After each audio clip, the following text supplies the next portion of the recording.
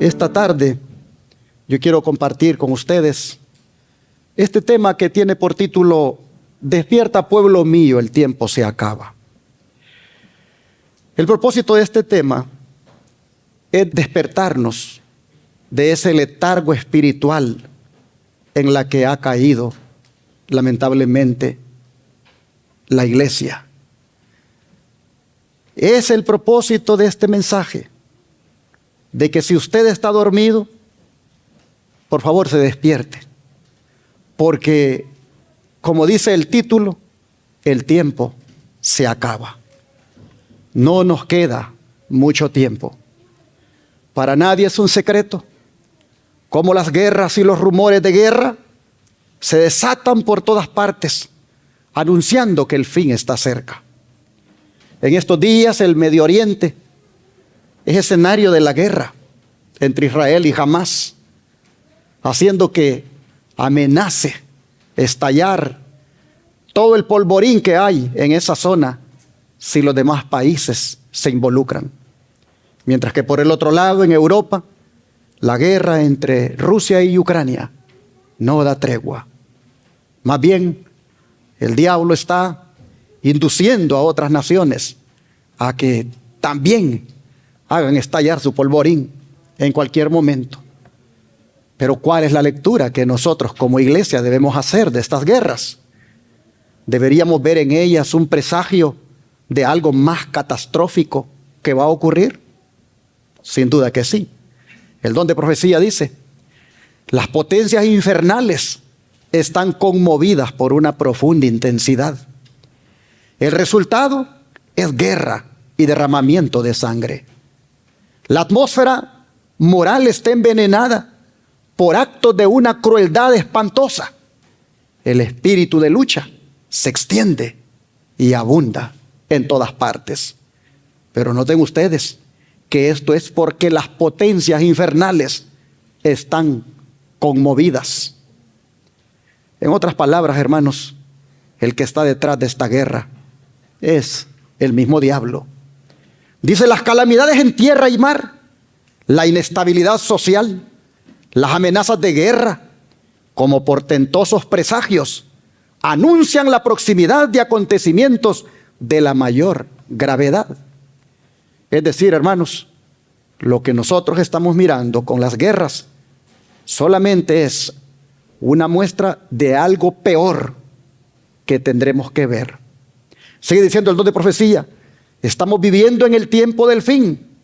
El presto cumplimiento de las señales de los tiempos proclama la inminencia de la venida de nuestro Señor. La época en que vivimos es importante y solemne. El Espíritu de Dios se está retirando gradual pero ciertamente de la tierra. Las agencias del mal se coligan y acrecen sus fuerzas para la gran crisis final. Grandes cambios están a punto de producirse en el mundo y los movimientos finales serán rápidos. El estado actual de las cosas muestra que tiempos de perturbación están por caer sobre nosotros. El mundo no conoce más que tempestades, guerras y discordias. Sin embargo, las gentes se unirán bajo una misma dirección, la de la potencia papal, para oponerse a Dios en la persona de sus testigos. Esta unión es cimentada por el gran apóstata.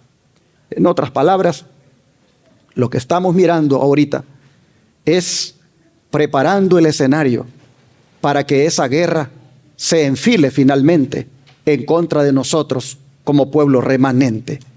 Fíjense ustedes cómo Satanás, con las guerras y las discordias que siembra, está buscando que todos vayan uniéndose, dice, bajo una misma dirección, la de la potencia papal.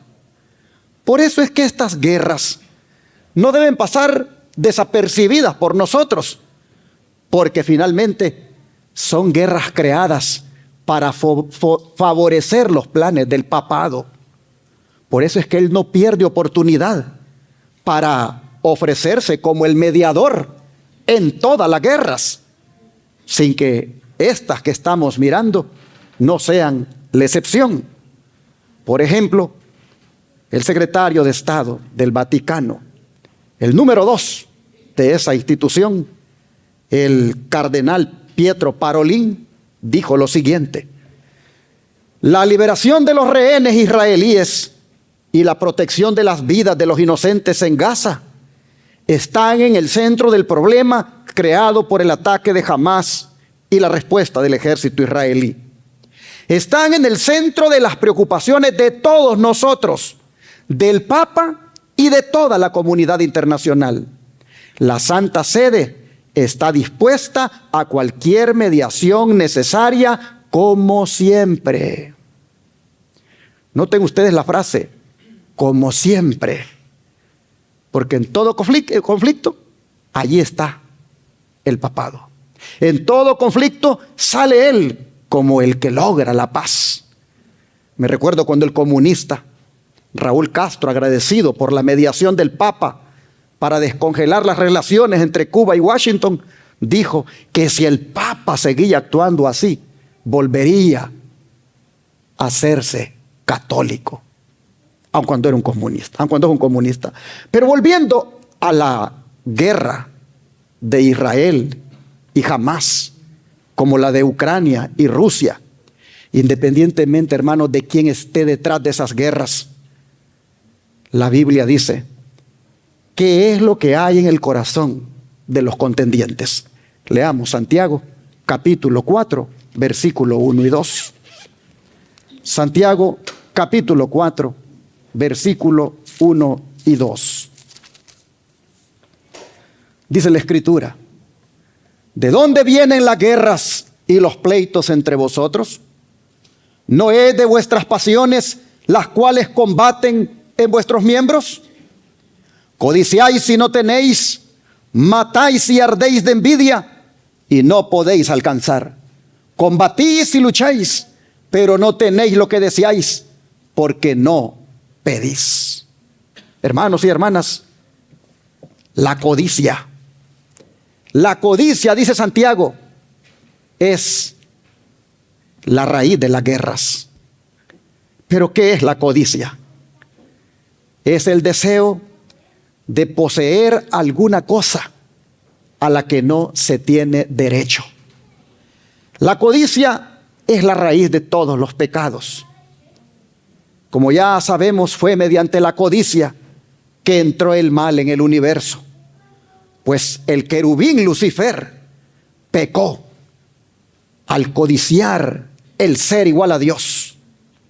Y nuestros primeros padres le siguieron en eso, al querer desear saber tanto como Dios. Oh, mis hermanos, codiciar lo que uno o una nación no tiene, dice Santiago, es la causa de la guerra. Y si bien es cierto, eso lo dijo en relación con lo que estaba ocurriendo en la iglesia, imagínense entonces lo que ocurre con el mundo incrédulo hoy, especialmente en las guerras que están tomando lugar, cuando lo que está de por medio es la codicia por la hegemonía regional o mundial, según sea el caso. Y un ejemplo de cuando una nación no tiene algo y movido por la codicia busca obtenerlo aún por medios violentos, lo vemos en la Primera Guerra Mundial que la Biblia registra, la que está en Génesis 14. Les invito a abrir la Biblia allí y a leer esta guerra. Génesis 14, versículo 1 en adelante. Dice la palabra del Señor. Génesis 14, versículo 1 en adelante. Aconteció que en los días de Anrafel, rey de Sinar, Arioc, rey de Elazar, Kedarlaomer, rey de Elam, y Tidal, rey de Goim, que estos hicieron guerra contra Vera, rey de Sodoma, contra Birsa, rey de Gomorra, contra Sinab, rey de Adma, contra Semeber, rey de Seboín, y contra el rey de Bela, la cual es Zoar. Todos estos se juntaron en el valle de Sidim, que es el mar salado. 12 años habían servido a Kedarlaomer, y en el 13º se rebelaron. Y en el año 14 vino Kedarlaomer y los reyes que estaban de su parte, y derrotaron a los refaítas en Astarot Carnaín, a los susitas en Am, a los elamitas en Sabe Keriatín, y a los oreos en el monte de Seir, hasta la llanura de Parán, que está junto al desierto. Y volvieron y vinieron a Ecmispat, que es Cades, y devastaron todo el país de los amalecitas, también al amorreo que habitaba en Hasezón Tamar. Y salieron el rey de Sodoma, el rey de Gomorra, el rey de Adma, el rey de Seboín, el rey de Bela, que es Zoar, y ordenaron contra ellos batalla en el valle de Sidim. Esto es, contra Kedarlaomer, rey de Elán, Tidal, rey de Goin, Anrafel, rey de Sinar, y Arioc, rey de Elazar. 4 reyes contra 5. Y el valle de Sidim estaba lleno de pozos de asfalto. Y cuando huyeron el rey de Sodoma y el de Gomorra, algunos cayeron allí y los demás huyeron al monte. Y tomaron toda la riqueza de Sodoma y de Gomorra y todas sus provisiones y se fueron. Tomaron también a Lot, hijo del hermano de Abraham, que moraba en Sodoma, y sus bienes, y se fueron. Y vino uno de los que escaparon y lo anunció a Abraham, el hebreo, que habitaba en el encinar de Mamre el amorreo, hermano de Escol y hermano de Aner, los cuales eran aliados de Abraham. Oyó Abraham que su pariente estaba prisionero, y armó a sus criados, los nacidos en su casa, 318, y los siguió hasta Dan. Y cayó sobre ellos de noche, él y sus siervos, y les atacó, y les fue siguiendo hasta Oba, al norte de Damasco, y recobró todos los bienes, y también a Lot, su pariente, y sus bienes, y a las mujeres, y demás gente. Cuando volvía de la derrota de Kedarlaomer y de los reyes que con él estaban, salió el rey de Sodoma a recibirlo al valle de Sabe, que es el valle del rey.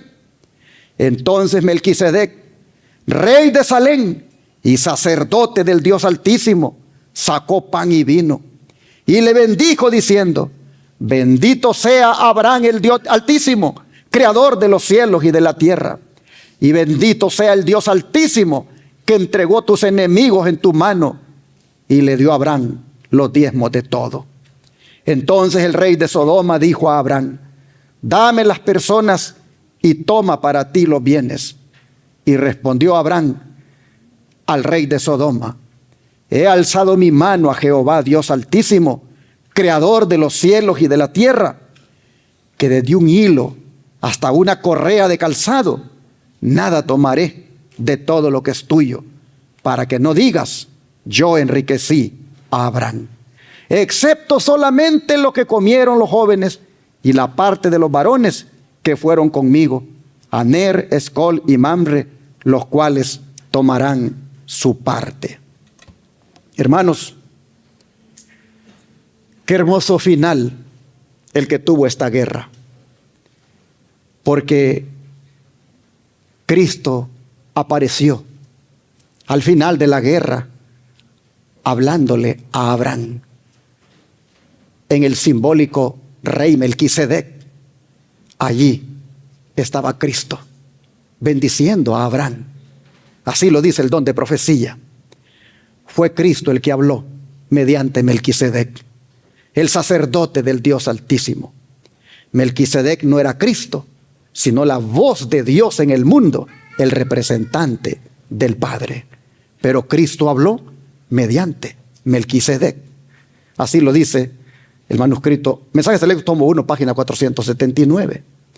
Pero hermanos, en relación con esta guerra que libró Abraham, nosotros vemos que fue la primera guerra mundial que registra la Biblia, movida, si ustedes ven, por lo que dice Santiago, por la codicia.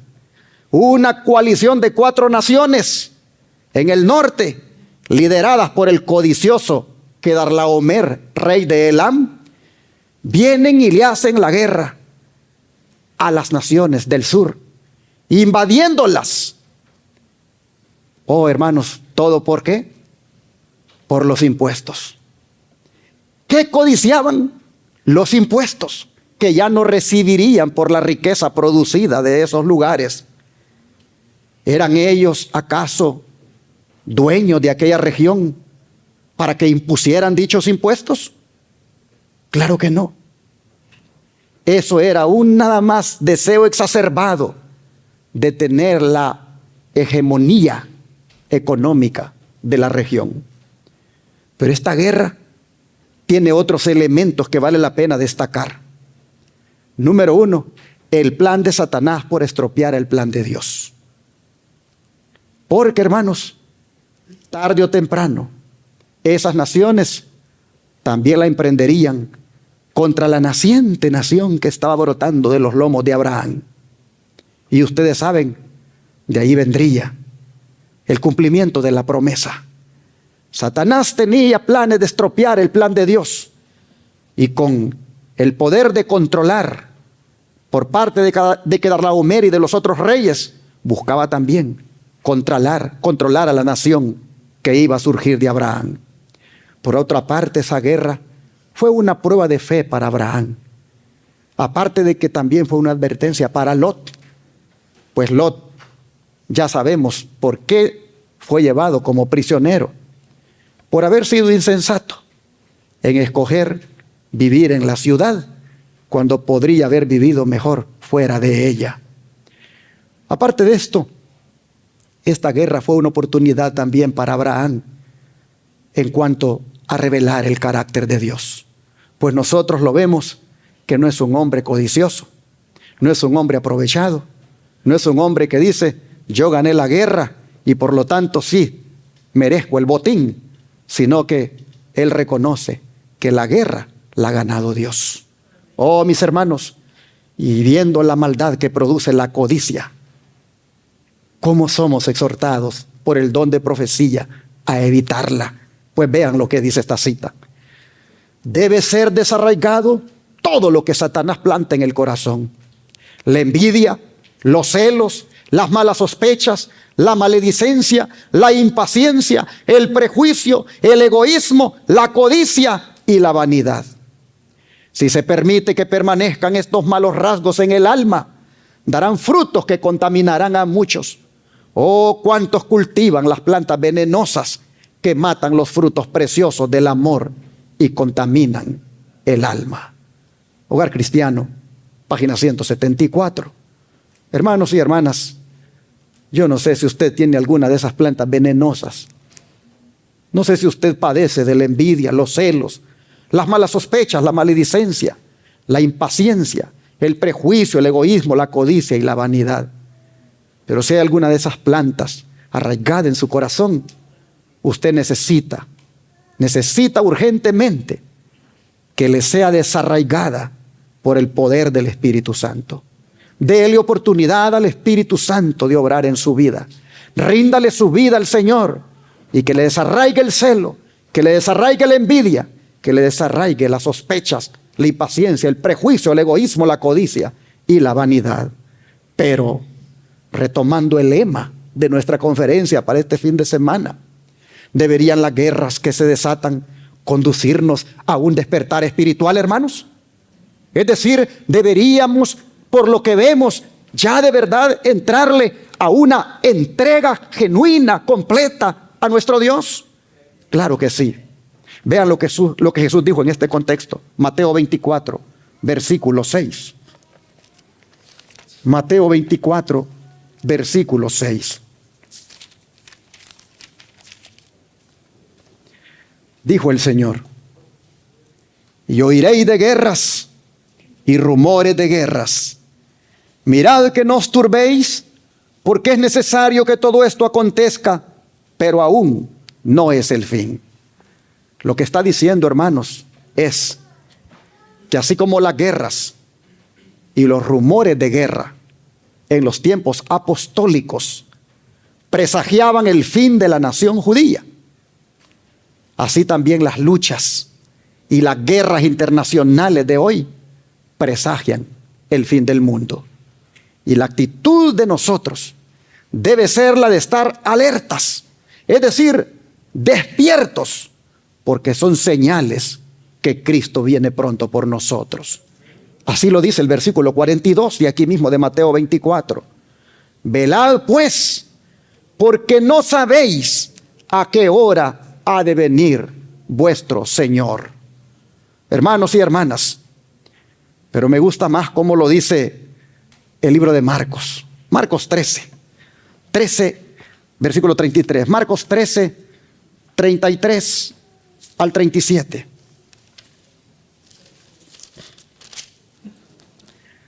Dice así. Marcos 13, 33 al 37.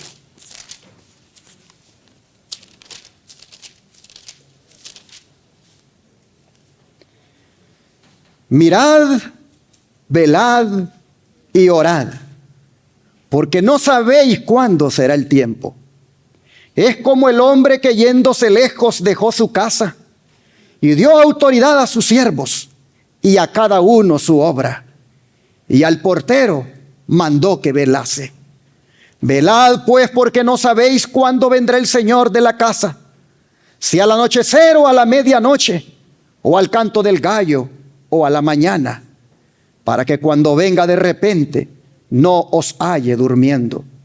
Y lo que a vosotros digo, a todos lo digo, velad.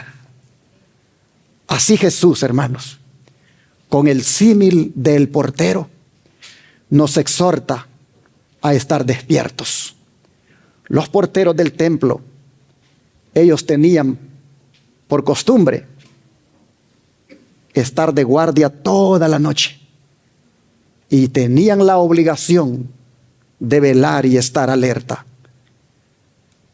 Cualquier guardia que se hallara durmiendo en el cumplimiento de su deber era castigado y sus ropas echadas al fuego.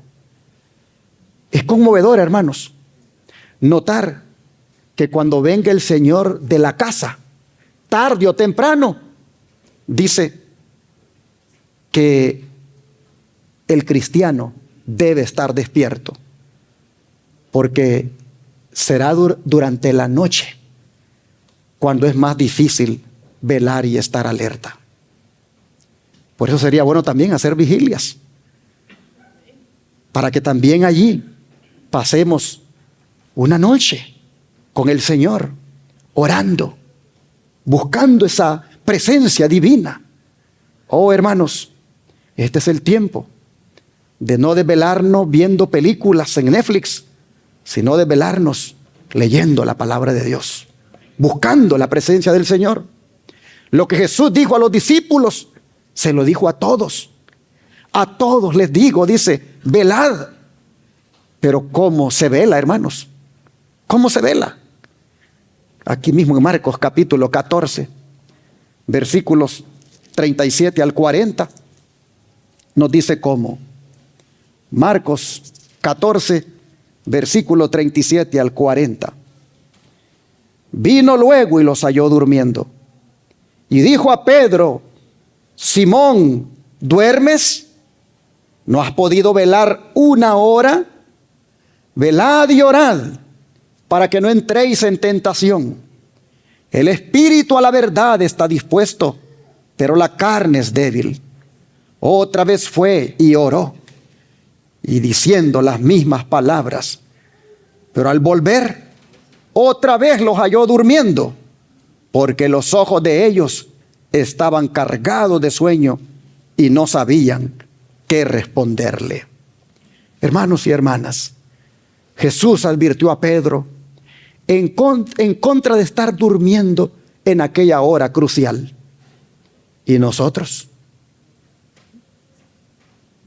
¿No es una hora crucial también la que estamos viviendo? ¿No deberíamos, por lo tanto, nosotros también estar despiertos espiritualmente, orando más constantemente, teniendo una vida de comunión con el Señor más íntima? Sin duda que sí. el don de profecía, nos exhorta de la siguiente manera: considero que este es el momento crucial en el destino de cada uno de ustedes. ¿A quién elegirán?, dice Cristo, ¿a mí o al mundo? Dios pide una entrega incondicional del corazón y los afectos a Él. Si ustedes aman amigos, hermanos o hermanas, padre o madre, casas o tierras más que a mí, dice Cristo, no son dignos de mí. La religión pone el alma bajo la máxima obligación ante sus demandas de caminar de acuerdo con sus principios. Así como el imán misterioso apunta al norte, de la misma manera las demandas de la religión apuntan a la gloria de Dios. Por sus votos bautismales, ustedes están comprometidos a honrar a su Creador y a negar resueltamente el yo y crucificar sus afectos y concupiscencias e incluso someter sus pensamientos en obediencia a la voluntad de Cristo. Eviten entrar en tentación. Cuando los rodeen las tentaciones y no puedan controlar las circunstancias que los exponen a ellas, entonces pueden reclamar la promesa de Dios y exclamar con confianza y poder consciente: todo lo puedo en Cristo que me fortalece. Para todos ustedes hay fuerza en Dios, pero jamás sentirán su necesidad de esa fuerza, que es lo único que puede salvarlos, a menos que adviertan su debilidad y pecaminosidad. Jesús, su precioso Salvador, lo llama ahora a colocarse firmemente sobre la plataforma de la verdad eterna. Si sufren con Él, Él los coronará con gloria en su reino eterno.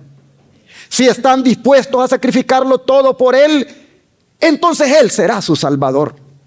Pero si escogen su propio camino, andarán en tinieblas hasta que sea demasiado tarde para asegurarse la recompensa eterna. Así en Testimonios para la Iglesia, tomo 3, en las páginas 53 y 54, nos exhorta el don de profecía a definirnos como pueblo, a definirnos como creyentes, a de una vez, hermanos, ponernos del lado de Él. Porque las corrientes de este mundo, los afanes de esta vida, inclusive parientes, están constantemente tentándonos para apartarnos de esa consagración. Pero ojalá, hermanos, que si ese fuera el caso en alguno de ustedes, estas palabras les ayuden para que de una vez se pongan del lado de Jehová. Sigue diciendo: vigilad la disimulada aproximación del enemigo. Prestad atención a los antiguos hábitos y a las tendencias naturales para que no se impongan. Hacedlas retroceder y velad. Cuidad los pensamientos, cuidad los planes para que no se conviertan en acciones egoístas. Cuidad a las almas que Cristo compró con su propia sangre. Buscad la ocasión de hacerles el bien. Voy para atrás para destacar esta parte.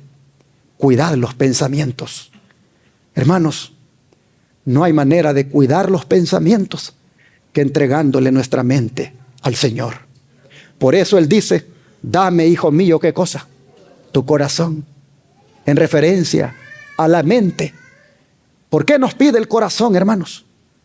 Porque Él sabe que si le damos la mente, que es el corazón, ahí le estamos dando todo.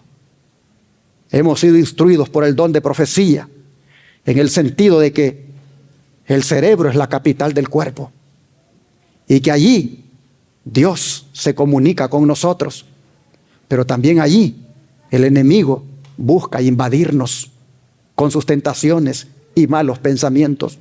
Por eso el Señor dice: deme en su mente, hijos míos, deme en su mente. Oh, mis hermanos, si la mente está aquí en el cerebro y esta es la capital del cuerpo, el Señor lo que está diciendo es: deme en su mente para hacer de ella mi trono y desde allí gobernarles su vida. ¿Acaso no tenemos aquí en Washington, la capital de este país? ¿Acaso no es precisamente la capital porque ahí se toman las decisiones para la nación? Oh, mis hermanos, el corazón de los Estados Unidos está en Washington, D.C., porque ahí está la capital. Bueno, hermanos y hermanas, el corazón de nosotros está aquí en el cerebro. Y el Señor dice, deme en su mente. Y en la medida en que me den su mente, yo me entronizaré allí. Y desde allí gobernaré su mirada, sus pensamientos, su habla y todo su ser. Oh, hermanos y hermanas, no se les olvide también que allí en la capital, allí donde está el corazón de la nación, allí también está el Capitolio, ahí se hacen las leyes. Dice el Señor, deme en su mente para escribir en ella mis leyes, mis santos mandamientos. Oh, hermanos y hermanas, el Señor dice que le entreguemos nuestro corazón. Y el don de profecía dice, cuiden los pensamientos, cuiden de los planes para que no se conviertan en acciones egoístas. Sigue diciendo el don de profecía. Deben guardarse los hombres de no menospreciar el aviso de Cristo respecto a su segunda venida. Porque como anunció a los discípulos la destrucción de Jerusalén y les dio una señal para cuando se acercara la ruina, así también previno al mundo del día de la destrucción final y nos dio señales de la proximidad de esta, para que todos los que quieran puedan huir de la ira que vendrá. Dijo Jesús, y habrá señales en el sol y en la luna y en las estrellas, y sobre la tierra angustia de las naciones. Y cuando vieres todas estas cosas, dijo, sabed lo que está cercano a las puertas. Velad pues, dice Marcos. Y dice Jesús, velad pues, porque esa es la amonestación del Señor. Los que le presten atención no serán dejados en tinieblas ni sorprendidos por aquel día. Pero los que no quieran velar serán sorprendidos, porque el día del Señor vendrá como ladrón en la noche. El mundo no está hoy más dispuesto a creer el mensaje dado para este tiempo de lo que estaba en los días de los judíos para recibir el aviso del Salvador respecto a la ruina de Jerusalén. Venga cuando venga, el día de Dios caerá repentinamente sobre los impíos desprevenidos. El día menos pensado, en medio del curso rutinario de la vida, absortos los hombres en los placeres de la vida, en los negocios, en la casa, al dinero, cuando los guías religiosos ensalcen el progreso y la ilustración del mundo y los moradores de la tierra se dejen arrullar por una falsa seguridad, entonces como ladrón que a medianoche penetra en una morada sin custodia, así caerá la inesperada destrucción sobre los desprevenidos y no escaparán. Conflicto de los siglos, 35 a la 36 las páginas. Hermanos, no estemos desprevenidos. Hay mucho hoy en día para uno distraerse. Hay mucho hoy en día para estar desprevenido. Hermanos, no es el tiempo de jugar con nuestra salvación. Este es el tiempo de entrarle seriamente a lo que tiene que ver con la santidad. No se nos olvide que sin santidad, ¿qué cosa? Nadie verá al Señor. Si hay una iglesia que debe buscar la santidad como nunca, es esta, la de la iglesia Renacer. Si hay una iglesia que tiene que renacer a la santidad de Dios, es esta. Y por eso, hermanos, no nos descuidemos. Sigue diciendo el don de profecía. Peligrosa es la condición de quienes, cansándose de velar, se vuelven a los atractivos del mundo. Mientras el hombre de negocios está absorto en el afán de lucro, mientras el amante de los placeres está buscando cómo complacerse, mientras la esclava de la moda está renovando su vestuario, puede ser que en ese momento el juez de toda la tierra pronuncia la sentencia: ha sido pesado en la balanza y ha sido hallado falto. Cristo su santuario, página 123. Oh, hermanos y hermanas, vivimos en una nación donde tenemos abundancia. Hay abundancia de pan, hay abundancia de dinero. Aquí, por la gracia de Dios, uno puede obtener recursos. Pero es triste, hermanos, que esos recursos a uno lo vuelvan un cristiano mediocre.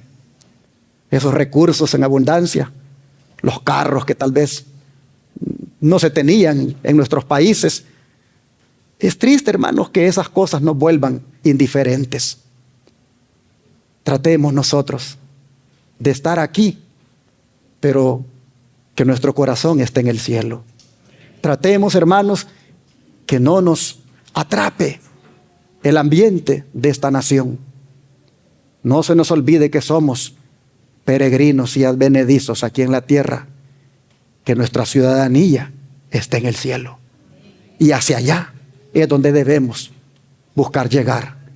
Hermanos, las modas. Oh, las modas cómo se han metido en la iglesia. Es triste. Pero la iglesia se volvió, los sábados a veces, un desfile de modas. Hay mucha vanidad. Hay mucho orgullo. Debemos tener cuidado, hermanos, de que no estemos tan absortos en los placeres y en las cosas mundanales, porque puede darse ese momento que se diga: ha sido pesado en balanza y ha sido hallado falto. Y qué triste, hermanos, sería que se digan esas palabras y nosotros, inmersos en los placeres de este mundo, ahí dándole rienda suelta a nuestros apetitos y estando en el pecado. Así que es una peligrosa condición cuando se vive así, porque es una manera de decir: me cansé de velar y por lo tanto quiero disfrutar del mundo. Así que, hermanos, el imperativo es velar y orar. Esto es indispensable ahora más que nunca, porque la venida del Señor está cerca. Pero los cristianos no deben guardar el retorno de su Señor solo velando y orando sin hacer nada. No. Los cristianos, mientras esperan y velan, también deben preocuparse por predicar la verdad. Los cristianos, mientras velan, también deben obedecer la verdad y trabajar fervientemente en favor de otros. Cuento una anécdota que Martín Lutero, cuando él iba a iniciar la reforma, le dijo a un compañero de monasterio: mira, para que esta reforma dé inicio hay que salir. Así que yo voy a salir a iniciar la reforma y tú quédate orando. Lo que sucedió fue que el amigo de Lutero una noche tuvo un sueño y miró que había un sembradío de trigo grande como el mundo y a un solo hombre tratando de cosechar el trigo. Él miraba en el sueño que eso era imposible, pero de repente miró la cara del hombre y vio que era Martín Lutero. En ese momento entendió el mensaje, que no solo se trataba de orar, sino de salir a trabajar. Y se le unió a Martín Lutero y así dice la historia, comenzó la reforma. Hermanos, hay que velar, orar y ayunar, pero también hay que predicar. Hay que también proclamar. Nosotros tenemos el privilegio no solamente de esperar la venida de Dios, sino también de apresurar dicha venida. El don de profecía dice: las naciones están airadas unas contra otras. Se hacen inmensos preparativos para la guerra. La noche se acerca. Levántese la iglesia para cumplir la tarea que le ha sido encomendada o asignada.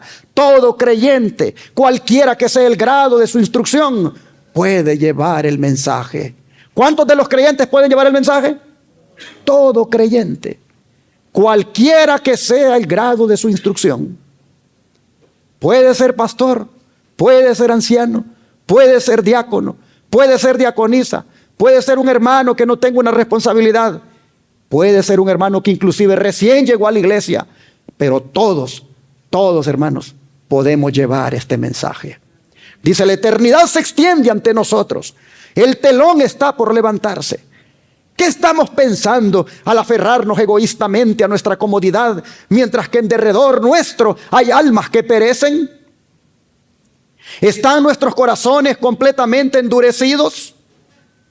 ¿No podemos ver y comprender que nos incumbe hacer una obra en favor de nuestros semejantes? Hermanos y hermanas, ¿soy de aquellos que teniendo ojos no ven y teniendo oídos no oyen? ¿Será en vano que Dios os haya revelado su voluntad? ¿Será en vano que os haya dirigido amonestación tras amonestación con respecto a la proximidad del fin? ¿Creéis las declaraciones de su palabra tocante a las cosas que han de sobrevenir al mundo? ¿Creéis que los juicios de Dios están suspendidos sobre los habitantes de la tierra? En caso afirmativo a todas estas preguntas, ¿cómo entonces podéis quedar tranquilos, ociosos e indiferentes? Hoy los testimonios, tomo 3 páginas 295. No podemos, hermanos, como aquellos leprosos, estar comiendo solo nosotros cuando allá afuera hay hambre. Tenemos que salir y llevar la buena nueva. Tenemos que salir y predicar. Tenemos que salir a compartir el evangelio eterno para este tiempo. No hacemos bien si solo estamos encerrados en la iglesia sin salir a predicar. Por eso es necesario que atendamos las palabras que dicen: no durmamos como los demás. Leamos esas palabras en 1 Tesalonicenses 5, versículos 6 al 8. 1 Tesalonicenses 5, versículos 6 al 8. La Escritura dice así. 1 Tesalonicenses 5, 6 al 8. Por tanto, no durmamos como los demás, sino velemos y seamos sobrios. Pues los que duermen de noche duermen, y los que se embriagan de noche se embriagan. Pero nosotros que somos del día, seamos sobrios, habiéndonos vestido con la coraza de fe y de amor, y con la esperanza de salvación como yelmo. Oh, hermanos, dormir sugiere indolencia, sugiere una conducta irresponsable. Si como hijos de luz nos dormimos, no tendremos ninguna ventaja. Dormir, hermanos, equivale a ser indiferentes ante la proximidad de la venida del Señor. Miren, un letargo espiritual es el que le caracteriza a muchos cristianos y no están preparados en esa condición para los sucesos finales. Pablo exhorta a los hermanos a no dejarse entrampar por esa indolencia espiritual, sino a estar bien despiertos. No duerman como los demás, les dice, en referencia a los hijos de las tinieblas, que están inconscientes ante los terribles y gloriosos sucesos que presagian, hermanos, el retorno del Señor. Si no, dice, velemos y seamos sobrios. Es decir, seamos firmes, templados, tranquilos en espíritu, debido al gran día que se acerca. La pregunta es, ¿estamos así? ¿Estamos velando? ¿Estamos estudiando las Escrituras? ¿Estamos trabajando para el Señor? ¿Cómo está nuestra vida? ¿Hay comunión con Dios? ¿Está usted teniendo su devoción diaria con el Señor? ¿Está usted haciendo un hábito de pasar tiempo con Dios en estudio y oración con el Señor? ¿Estudio de las Escrituras y oración con el Señor? ¿Está usted haciendo de eso un hábito? Oh, hermanos, si no está haciéndolo, eso es estar durmiendo como los demás. Eso es ser irresponsables ante lo que conocemos. Eso es ser indiferentes ante la aparición de nuestro Señor. ¿Cómo está nuestra vida? ¿Cómo está nuestra vida? El don de profecía dice, es una solemne declaración la que hago a la iglesia, de que ni uno de cada 20 de aquellos cuyos nombres están registrados en los libros de la iglesia se haya preparado para terminar su historia terrenal, y que estaría tan ciertamente sin Dios y sin esperanza en el mundo como el pecador común. A ver, hermanos, ni uno de cada 20 de aquellos cuyos nombres están registrados en los libros de la iglesia se haya preparado para terminar su historia terrenal. Usted y yo no sabemos cuándo terminaremos nuestra historia terrenal. Ninguno de nosotros tiene la fecha de cuándo va a morir, porque el día que muera ahí terminó su historia. Pero lo triste es que de los miembros de la iglesia, ni uno de cada 20 está listo para terminar su historia terrenal. Oh, qué triste esto, hermanos. Debemos reflexionar. Dice que estos profesan servir a Dios, pero están sirviendo fervientemente ¿a quién? A Mamón, el dios del dinero. Esta obra que se hace a medias, dice, es una negación constante de Cristo, más bien que una confesión de Jesús. Muchos han traído a la iglesia su propio espíritu insubordinado, carente de refinamiento. Hermanos, este ya es el tiempo de que nuestro carácter se amolde. Este ya es el tiempo, hermanos, de que los caprichos, los resabios, el ser uno respondón, el ser uno arrogante, repugnante, este es el tiempo, hermanos, de que esas cosas ya sean limadas como asperezas que tiene nuestro carácter. Oh, no podemos seguir, hermanos, de insubordinados. Este es el tiempo que debemos de ser humildes. Este es el tiempo que debemos de humillarnos el uno al otro. Sigue diciendo el don de profecía. Su gusto espiritual está pervertido por sus propias corrupciones inmorales y degradantes, y simbolizan al mundo en espíritu, en corazón y en propósito, confirmándose a sí mismos en prácticas lujuriosas, completamente llenos de engaño en su profesa vida cristiana. ¿Pláticas lujuriosas? ¿Es que acaso existe eso en el cristianismo? ¿Es que acaso hay cristianos que en sus pláticas tienen eso de la lujuria?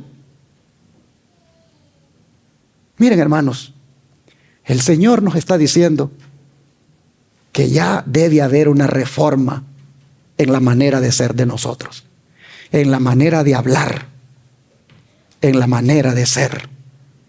Nosotros, mis hermanos, no podemos ser como es el mundo. Dice, viven como pecadores y pretenden ser cristianos. Los que pretenden ser cristianos y confesar a Cristo deben salir de entre ellos y no tocar cosa inmunda y separarse. Es bien serio, hermanos. Este es un mensaje de santidad. Este es un mensaje de reavivamiento y reforma, lo que está dándonos el Señor. Dejo mi pluma y elevo mi alma en oración para que el Señor sople su aliento vivificante sobre sus hijos desviados, que son huesos secos, para que vivan. El fin está cerca. Se insinúa sobre nosotros tan imperceptible y silenciosamente como las furtivas pisadas del ladrón en la noche, para sorprender a los que duermen, estando desprevenidos y sin preparación. Conceda el Señor que su Espíritu Santo descienda sobre los corazones dominados hoy por la comodidad, para que no sigan durmiendo como los demás, sino que velen y sean sobrios. Cada uno sabe cómo tiene su vida delante del Señor. Pero el mensaje que traje para este fin de semana es para que la iglesia se despierte. No necesito, para que ustedes se despierten, ser un predicador elocuente y manejar técnicas de oratoria. Solo necesito poner la palabra tal como está escrita y que el Espíritu Santo haga la obra en sus corazones. El que es de Dios aquí, el que es humilde de corazón, atesora esta palabra y la guarda para sí. Oh, mis hermanos, y cuando hablamos de no dormir como los demás, esto debe empezar por ¿quiénes decíamos anoche? ¿Por quiénes? Por el pastor y por mí. Por él y yo debe empezar este despertar. Este mensaje de no dormirnos como los demás debe empezar por nosotros, los ministros, a ponerse en práctica. Luego debe seguir por los ancianos, luego por los diáconos, luego por las diaconisas, por los directores de ministerio. Debe llegar a todo miembro de iglesia este mensaje. Pero debe empezar por nosotros, los ministros. En los días del profeta Isaías, qué triste, hermanos.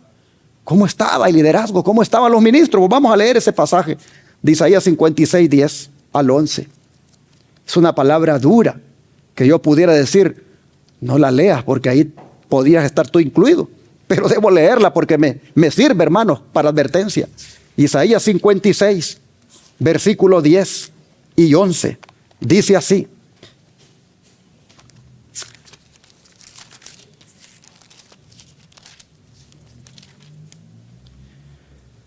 Sus atalayas son ciegos todos ellos, ignorantes, todos ellos perros mudos, no pueden ladrar, soñolientos, echados, aman el dormir.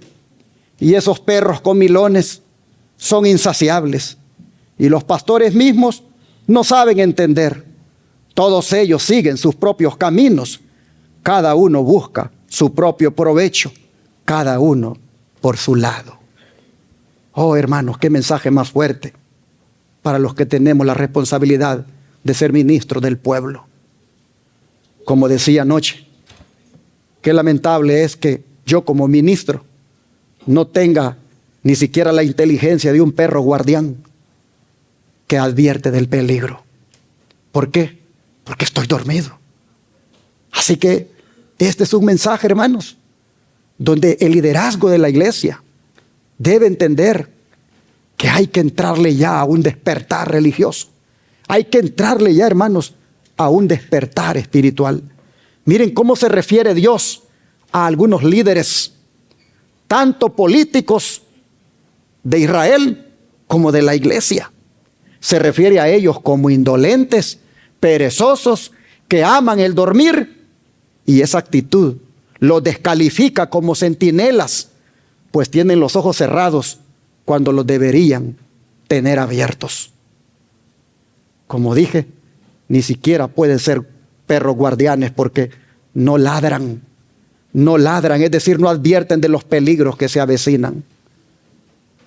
Estamos cayendo, hermanos, en este tiempo, en un ambiente donde los mensajes solo son de paz y seguridad. Mensajes como estos, a la ley y al testimonio, son ausentes de los púlpitos, porque a uno le quitan la máscara, a uno verdaderamente le descubre su condición. Oh, hermanos, tenemos que predicar temas que amonesten. Tenemos que predicar temas que amonesten el pecado, que nos exhorten a una vida de santidad. Tenemos que predicar temas que preparen al pueblo para lo que viene. No debemos estar centrados en nosotros, dice, en comilonas y viviendo de las ovejas solamente en el caso de uno de ministro. Pero tristemente, hermanos, si pasa eso en el ministerio, pasa también en los hogares. Los líderes de los hogares que hay allí, como son los esposos y padres, no quieren jugar su papel cuando de dar ejemplo en la consagración se trata. Los padres perdieron aquel hábito de hacer cultos en los hogares. Hoy los padres se dejan llevar por el relajamiento espiritual de los hijos. Hermanos y hermanas, el espíritu misionero se está muriendo en las familias y por ende en la iglesia. De manera que líderes y padres aquí presentes, no amemos el dormir, despertémonos ya, porque el tiempo se acaba. El don de profecía dice, vi que el residuo no estaba preparado para lo que viene sobre la tierra. Un estupor como letargo parecía suspendido sobre el ánimo de la mayoría de aquellos que profesan creer que tenemos el último mensaje. ¿Quiénes son los que profesan creer que tenemos el último mensaje? Nosotros. Pero ella miró, dice, que un espíritu como letargo, hermanos, un estupor es el que nos caracteriza. Mi ángel acompañante exclamó con intensa solemnidad: preparaos, preparaos, preparaos, porque la ardiente ira del Señor ha de manifestarse pronto, ha de ser derramada sin mezcla de misericordia, y no estáis listos. Primeros Escritos 119. La ira de Dios, hermanos, está por derramarse. Es poquito tiempo el que queda para que miremos nosotros algunas cosas en este mundo y que entonces se desate esa ira sin mezcla de misericordia. Pero para entonces, hermanos, para entonces usted ya tiene que haberse arreglado con el Señor, ya tiene que haber usted despertado, ya tiene que haberse usted preparado, y el tiempo de hacer eso es ahora. El don de profecía sigue diciendo, aquí vemos que la iglesia, el santuario del Señor, era la primera en sentir los golpes de la ira de Dios. Los ancianos, aquellos a quienes Dios había brindado gran luz, que se habían destacado como guardianes de los intereses espirituales del pueblo, habían traicionado su cometido. Habían asumido la actitud de que no necesitamos esperar milagros ni la señalada manifestación del poder de Dios como en tiempos anteriores. Los tiempos han cambiado, dicen. Estas palabras fortalecen su incredulidad y dicen, el Señor no hará bien ni mal. Es demasiado misericordioso para castigar a su pueblo. Así el clamor de paz y seguridad es dado por hombres que no volverán a elevar la voz como trompeta para mostrar al pueblo de Dios sus transgresiones y a la casa de Jacob sus pecados. Estos perros mudos que no querrían ladrar son los que sienten la justa venganza de un Dios ofendido. Hombres, jóvenes y niñitos, todos perecen juntos. ¿Por qué? Porque todos están dormidos. Pero ¿quién será, dice, el primero que va a recibir la justa venganza? Nosotros, los ministros, los ancianos de la iglesia, porque no tuvimos ese valor de amonestar, no tuvimos ese valor de exhortar al pueblo a abandonar el pecado.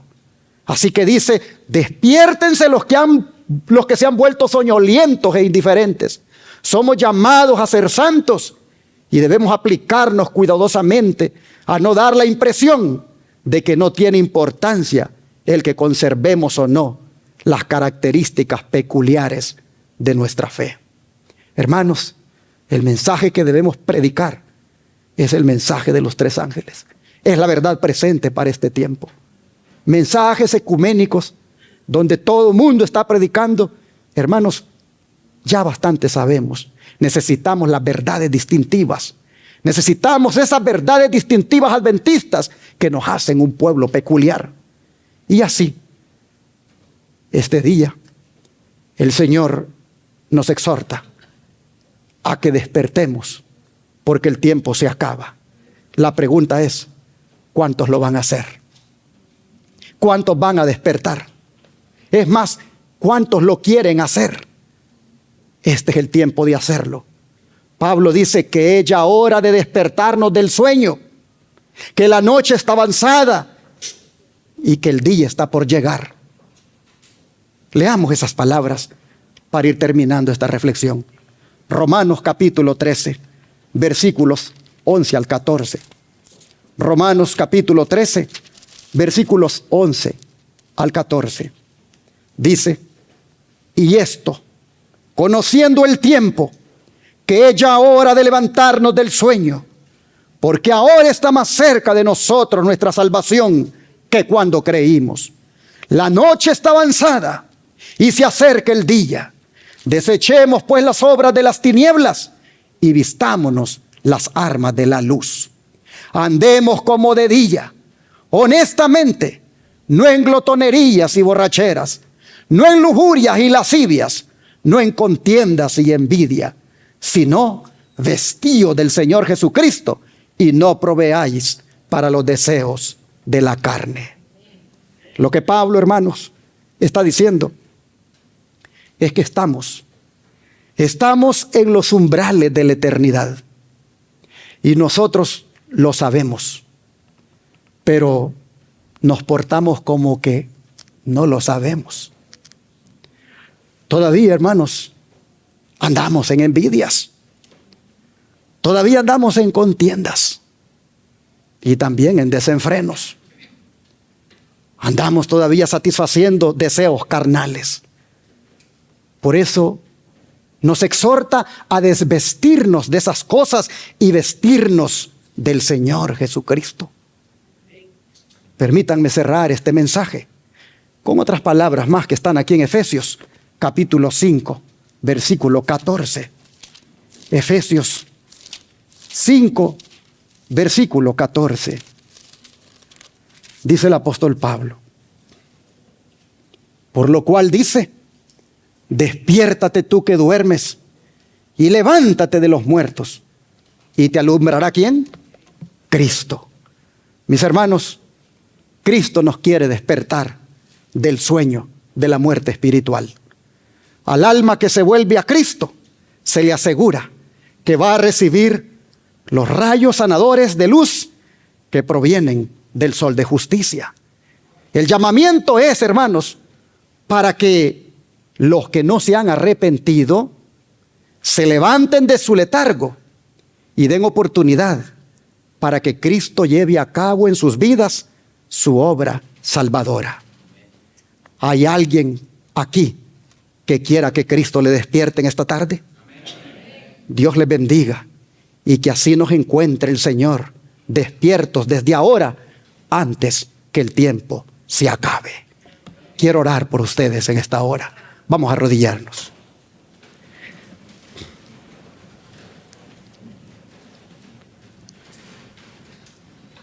Padre Celestial, la Iglesia Adventista Renacer está escuchando que el tiempo se acaba y por lo tanto hay que despertar.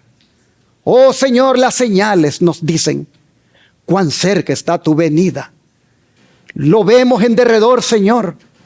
Lo sentimos como prácticamente todo apunta a que los cielos muy pronto se abrirán y tú aparecerás en gloria. De manera, Señor, que te suplicamos que todos aquí entremos desde ya en una entrega total.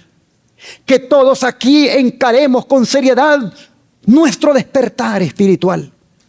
Oh Señor, te ruego que del letargo en el que pudiera estar más de algún hermano en esta iglesia, tú le despiertes ahora. Que aquel Señor que estuvo atento al mensaje, tu palabra haya penetrado en su corazón y le haya llevado a tomar la decisión de romper con el mundo, romper con el pecado y entregarse a ti completamente. Señor, bendícenos como pueblo y despiértanos y manténnos así hasta el día de tu venida.